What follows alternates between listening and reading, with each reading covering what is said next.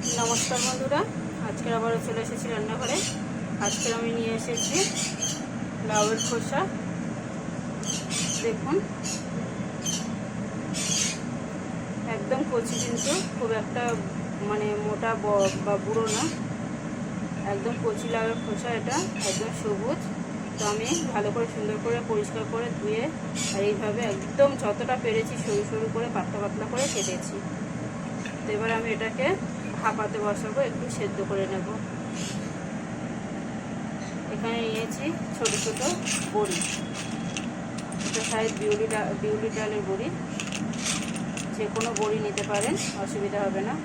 আর এখানে নিয়েছি 3-4টে কাঁচা লঙ্কা আর কালো সর্ষে আর পোস্ত। অবশ্যই নিজেদের আন্দাজ মতো নেবেন। তো চলুন সবার আগে এটাকে আমি ভাপাতে বসাই।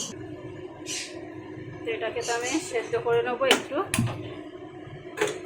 একটু নুন দিয়ে দেবো, একটু নুন দিয়ে সেদ্ধ করে নেবো।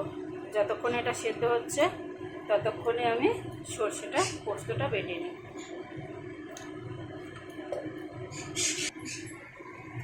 মশলাটা বেটে নিয়েছি। এখন আমি কড়াইতে একটু তেল দিয়ে বড়িটাকে বেশ সুন্দর লাল লাল করে ভেজে নেব।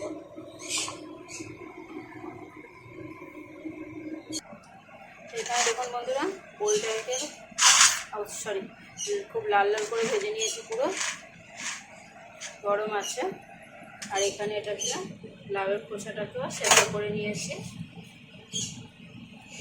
মানে খুব বেশি পরিমাণে একদমই গলে যাবে সেরকম সেদ্ধ করিনি। এই যে দেখুন লেগে যাচ্ছে, লাউয়ের খোসা একটু কটকটেই হয়। তো যাই হোক, এটাকে আমি সবগুলোকে একসাথে সেদ্ধ করে নিয়েছি। এখন আমি এখানে এই বাটিটার মধ্যে সব মাখাবো।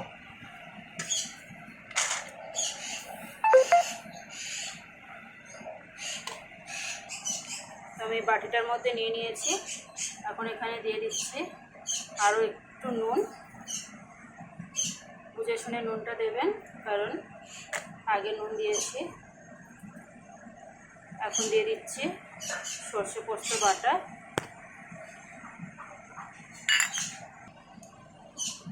তো এখন সর্ষে পোস্ত বাটা দেওয়ার পরে এখন দিয়ে দেবো বেশ অনেকটাই সর্ষের তেল।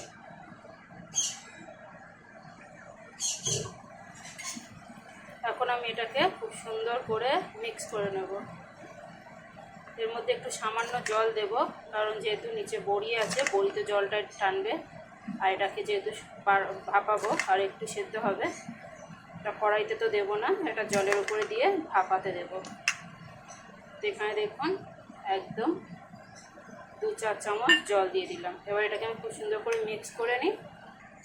তো দেখুন কত সুন্দর করে মিক্স করে নিয়েছি। এই বাটিটাতেই আমি মানে রেডি করব, ওই জন্য এই বাটিটাতেই নিয়েছি। আপনারা যে কোনো টিফিন বক্স, স্টিলের বাটি, যে কোনো কিছু বাটিতে নিতে পারেন, যেটা জলের উপরে বসিয়ে সেদ্ধ করা যাবে। তো এখানে দিয়ে দিলাম আরও স্বাদ মতো সামান্য একটু চিনি, আর উপর থেকে দিয়ে দিলাম আরও 1/2 চামচ মতো কাঁচা সর্ষের তেল। তো চলুন এবার এটাকে আমি এখানে দেখুন একটা কড়াই নিয়ে নিয়েছি, এর মধ্যে বসিয়ে দিলাম। গ্যাসটাকেও জ্বালিয়ে দিয়েছিলাম, গরম হয়ে গেছে হালকা জল। এবারে আমি ঢাকা দিয়ে দিলাম। ঠিক 10 থেকে 15 মিনিট আমি এটাকে ভাপিয়ে নেব।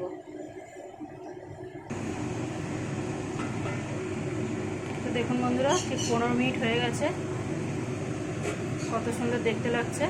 আমি এবার গ্যাসটাকে অফ করে দিলাম। এবার আমি বাটিটা নামিয়ে নেব।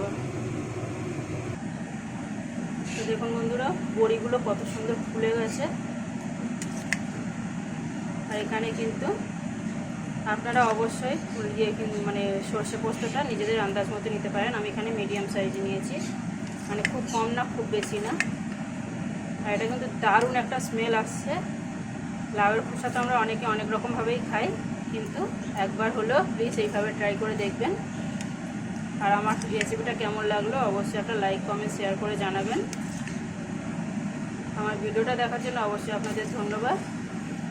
আমার চ্যানেলটাকে সাবস্ক্রাইব করে আমার পাশে থাকবেন।